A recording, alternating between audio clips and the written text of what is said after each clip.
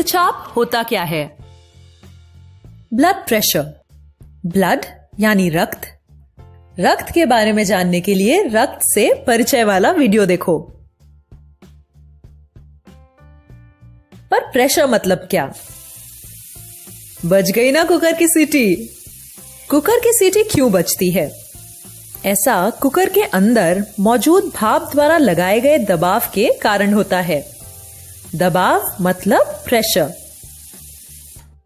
हमारा दोस्त पौधों को पानी डाल रहा है, पर पानी में पर्याप्त प्रेशर नहीं है। ये प्रेशर कैसे बढ़ाया जाए? अरे, प्रेशर तो बढ़ गया। नल की टोटी पूरी खोली और पानी ज्यादा प्रेशर से आने लगा। पर रक्त और प्रेशर के बीच क्या संबंध है? हृदय लगातार धड़कता रहता है और रक्त को एक खास दबाव से पूरे शरीर में भेजता है। इसी दबाव को रक्तदाब या रक्तचाप कहते हैं, यानी ब्लड प्रेशर। और इसी के कारण पूरे शरीर में ऑक्सीजन और अन्य पोषक पदार्थ पहुंचाए जाते हैं। हृदय द्वारा रक्त पंप करने के कारण रक्त वाहिनियों की दीवारों पर दबाव पड़ता है। इसी दबाव से ब्लड प्रेशर नापा जाता है। रक्तचाप नापने के उपकरण को रक्तचाप मापी या स्फिग्मोमैनोमीटर कहते हैं। यह उपकरण काम कैसे करता है, ये समझने के लिए रक्तचाप की जांच कैसे की जाती है, ये वाला वीडियो देखो। ब्लड प्रेशर हृदय के सिकुड़ने और फैलने पर निर्भर करता है। जब हृदय सिकुड़ता है और रक्त वाहिनियों की दीवारों पर दबाव बढ़ जाता है, इसे प्रकुंचक या सिस्टोलिक ब्लड प्रेशर कहते हैं। एक स्वस्थ व्यक्ति का सिस्टोलिक ब्लड प्रेशर 90 से 120 मिलीमीटर ऑफ मर्क्यूरी के बीच में होता है। हृदय के फैलते वक्त यह दबाव कम हो जाता है। इसे प्रसारक या डायस्टोलिक ब्लड प्रेशर कहते हैं। एक स्वस्थ व्यक्ति का डायस्टोलिक ब्लड प्रेशर 60 से 80 मिलीमीटर ऑफ मर्क्यूरी के बीच होता है। हमारी रक्त वाहिनियां बहुत मजबूत और लचीली होती हैं, जिससे वो रक्त द्वारा लगाए जाने वाले दबाव को आसानी से सह लेती हैं। लेकिन अगर कुछ कारणों की वजह से ब्लड प्रेशर बढ़ता रहे तो यह रक्त प्रवाह के कार्य को खतरे में डाल सकता है।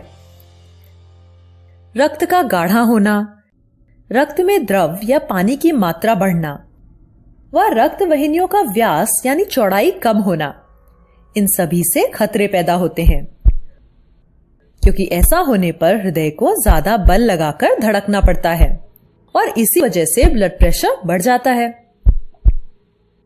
अगर यह स्थिति बनी रहती है तो इसके घातक परिणाम हो सकते हैं।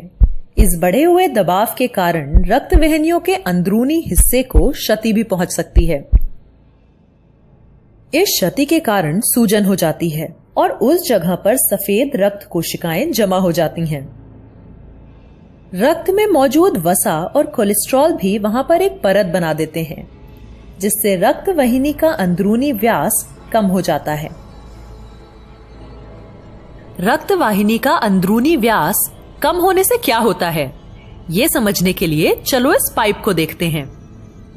इस पाइप का मुंह इस तरह थोड़ा बंद कर दें तो पानी पहले जितना ही निकलता है, लेकिन उसका दबाव बढ़ जाता है और इसी तरह रक्तचाप यानी ब्लड प्रेशर भी बढ़ जाता है।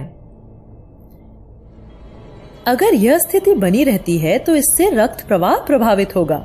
रक्त प्रवाह रुक जाने से इन भागों को ऑक्सीजन और पोषक तत्व कैसे मिलेंगे? ऑक्सीजन की कमी से ये भाग मरने लगेंगे।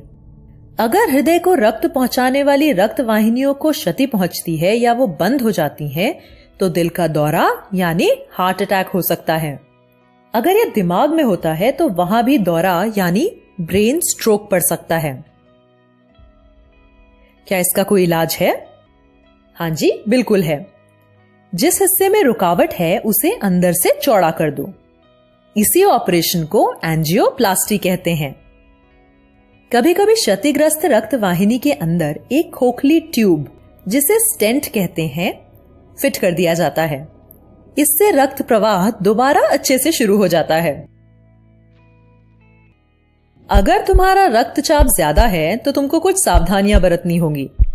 ज्यादा नमकीन खाने, मिठाई और तले हुए खाने से दूर रहना। गुस्से और चिंता पर नियंत्रण करना। ज्यादा तनाव से दूर रहना और समय समय पर अपने डॉक्टर से सलाह लेते रहना। साथ ही ब्लड प्रेशर की नियमित जांच, कसरत और पर्याप्त नींद लेना। जरा सोचो, हृदय 1 मिनट में 72 बार धड़कता है और रक्त पंप करता है।